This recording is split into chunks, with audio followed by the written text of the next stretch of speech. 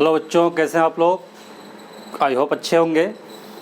NEET 2018 का एक electrostatics का क्वेश्चन आया था, बहुत ही अच्छा क्वेश्चन है। उसको मैं सॉल्व कराऊंगा आपके सामने, जिसमें काइनेमेटिक्स का भी कॉन्सेप्ट है। बच्चों, अगर आप लोग चैनल पर नए हैं तो चैनल को सब्सक्राइब कर दीजिए। और अगर आप नीट की प्रिपरेशन करते हैं तो यहाँ पे मैं जितने भी आपका, जब तक एक नीट का एग्ज़ाम नहीं होता है, चैप्टर वाइज एम्स में, नीट में या मेडिकल में जितने भी क्वेश्चन आए हुए हैं सबकी प्रैक्टिस कराऊंगा। ठीक है, तो चलिए बोर्ड पे आपके सामने एक क्वेश्चन लिखा हुआ है जो कि 2018 में आया है। क्वेश्चन पढ़िए।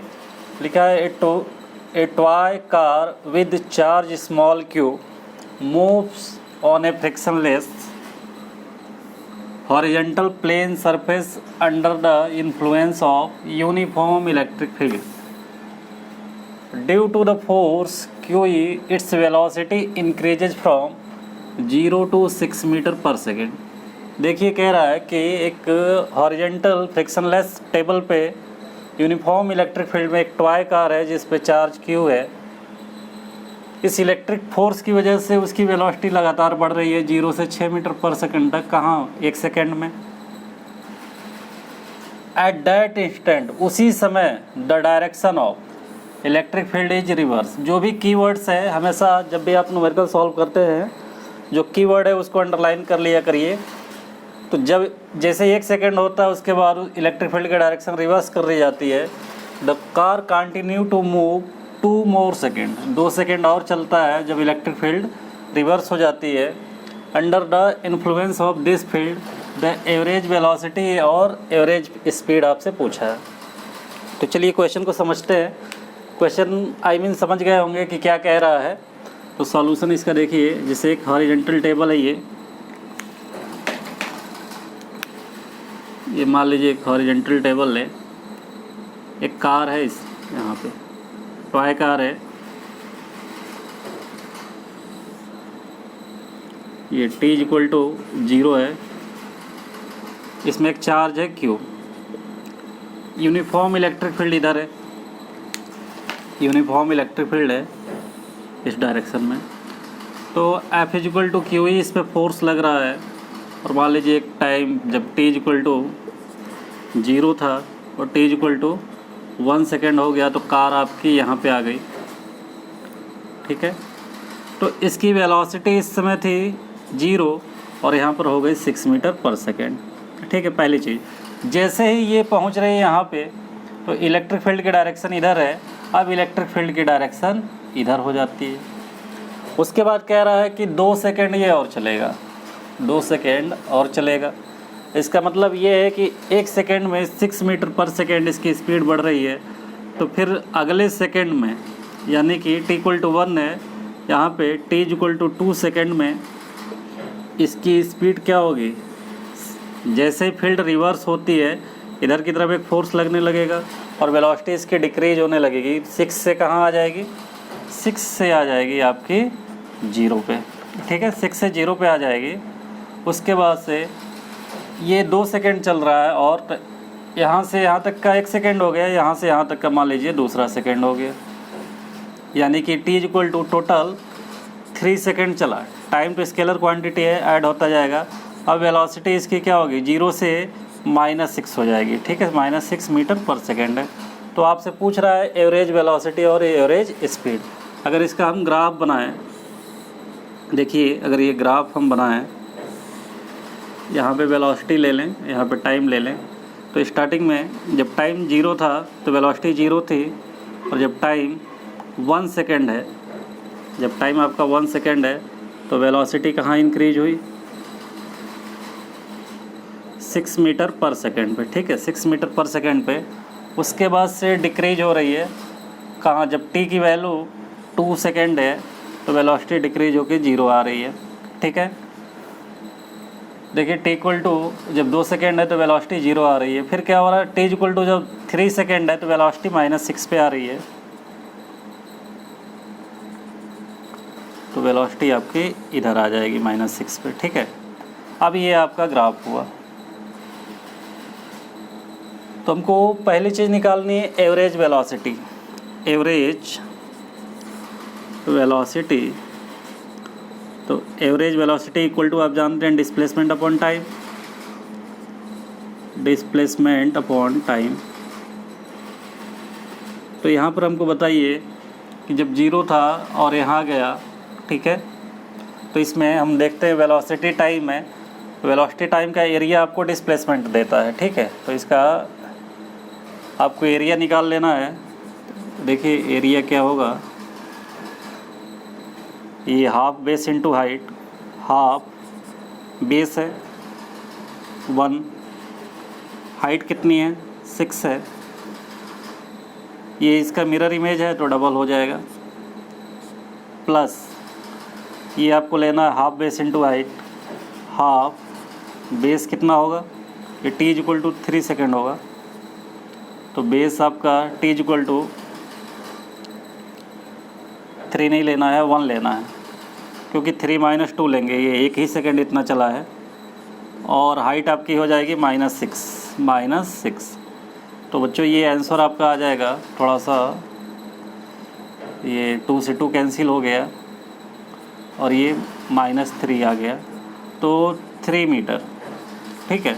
डिस्प्लेसमेंट आपका आ गया 3 मीटर, यानी कि डिस्प्लेसमेंट 3 है, टाइम कितना है 3 है, तो आपका आंसर आ गया 1 मीटर पर सेकेंड। 1 मीटर पर सेकेंड आपका डिस्प्लेसमेंट आया। कौन सा है, ये हो सकता है और ये हो सकता है। अगला हम देखेंगे एवरेज स्पीड, एवरेज स्पीड।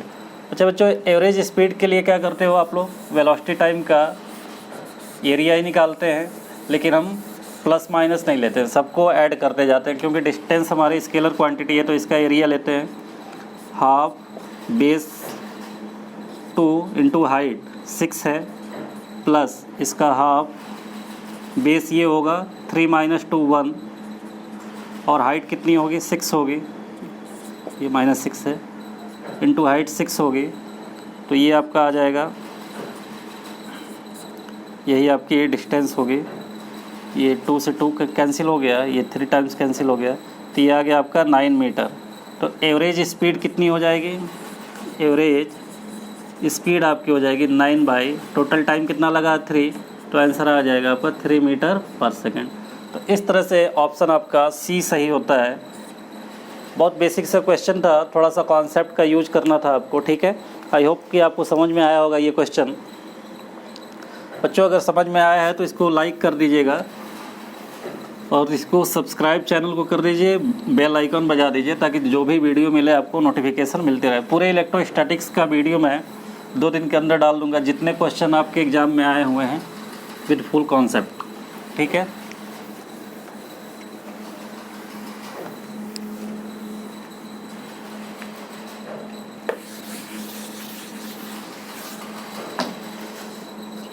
चलिए एक क्वेश्चन और है, आपका 2018 में ही आया हुआ है, उसको देखते हैं।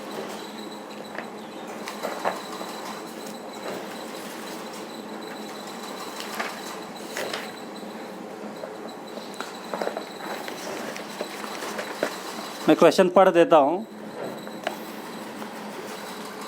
An electron falls from rest through a vertical distance small h in uniform and vertically upward directed electric field। ये एक इलेक्ट्रिक फील्ड की अपवर्ड डायरेक्शन है। इसके इन्फ्लुएंस में एक इलेक्ट्रॉन स्मॉल h हाइट पर नीचे की तरफ आ रहा है, तो ये mg लगेगा। बच्चों हमने बताया था कि जब पॉजिटिव चार्ज होता है तो फोर्स जो होता है इलेक्ट्रिक फील्ड के डायरेक्शन में होती है, लेकिन नेगेटिव रहेगा तो आप जस्ट रिवर्स कर देंगे। तो यहाँ पे इलेक्ट्रिक फोर्स क्या लगेगा, QE लगेगा, ठीक है। फिर क्वेश्चन अगला है, the direction of electric field is now reverse keeping its magnitude the same, a proton is allowed to fall from rest in it through the same vertical distance. Same question है, अब कह रहा है कि electric field की direction हमने change कर दी, मैग्नीट्यूड को सेम रखते हुए, और एक प्रोटॉन है उसको अलाउ कर रहे हैं नीचे की तरफ फॉल होने के लिए। तो ये देखिए mg नीचे है, इलेक्ट्रिक फील्ड अगर आपका इधर है तो इसी डायरेक्शन में फोर्स लगेगा F = QE। तो आपसे पूछा जा रहा है, ये है आपका नीट 2018 का क्वेश्चन है। A proton is allowed to fall from rest in it through the same vertical height, same height भी सेम है। The time fall of electron in comparison to proton, पूछ रहा है कि इस प्रोटॉन के कंपैरिजन में इलेक्ट्रॉन का जो टाइम है वो कितना लगेगा। ऑप्शन दिया आपका smaller equal 5 times, greater 10 times, greater. ठीक है, ये 4 ऑप्शन है। तो इलेक्ट्रॉन की अगर बात करें, नेट फोर्स की बात करें तो क्या होगा, QE plus mg equal to ma। Q क्या है, इलेक्ट्रॉन है, ये इलेक्ट्रिक फील्ड है, plus mg equal to ma होगा। तो यहाँ पे देखिए E/m plus g is equal to A, m से m कैंसिल हो जाएगा, ये m नीचे आ जाएगा। ये आपका एक्सेलरेशन आएगा किसका, इलेक्ट्रॉन का। तो इसको कितना टाइम लगेगा, टाइम ही पूछ रहा है। टाइम क्या होता है, अंडर रूट, हम जानते हैं कि 2h अपॉन, टाइम होता है 2h अपॉन ए। यहाँ से टाइम कितना लगेगा, अंडर रूट 2h, सेम है, ए की वैल्यू है small e capital E by m plus g. ये इसको टाइम लगेगा किसके, इलेक्ट्रॉन को। प्रोटॉन की बात करें तो प्रोटॉन की force mg plus QE equal to mn। Net force equal to क्या होता है, net force is equal to mass into acceleration. तो यहाँ पे देखिए QE और mg दोनों सेम डायरेक्शन में है तो प्लस हो जाएगा, और एक्सेलरेशन क्या होगा, ये इसका net force mass into acceleration के बराबर होगा according to Newton second law of motion. ये दिस इज mg है, ये चार्ज आपका क्या है, प्रोटॉन है। यहाँ पे p लिख लेते हैं, नहीं p ना लिखिए, प्लस ही रहेगा, इज इक्वल टू सबस्क्रिप्ट में p ले लिखिए, इज इक्वल टू ma। तो a इज इक्वल टू क्या हो जाएगा, g plus charge of proton into e divide by m। ये सिर्फ इसका रहेगा, m से m ये कैंसिल हो जाएगा।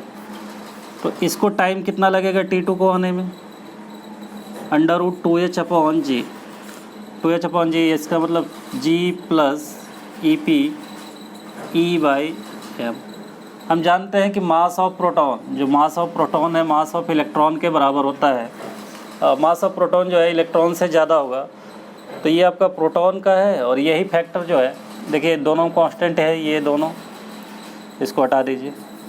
यानी कि ये जो फैक्टर है उसमें भी चार्ज भी सेम है, फील्ड भी सेम है। तो जो मास है, मास ही आपका डिसाइड करेगा कि किसको नीचे आने में टाइम कम या ज़्यादा लगेगा। तो अगर मास, प्रोटॉन का मास ज़्यादा है, ठीक है, तो प्रोटॉन का जो टाइम है T2 is greater than T1।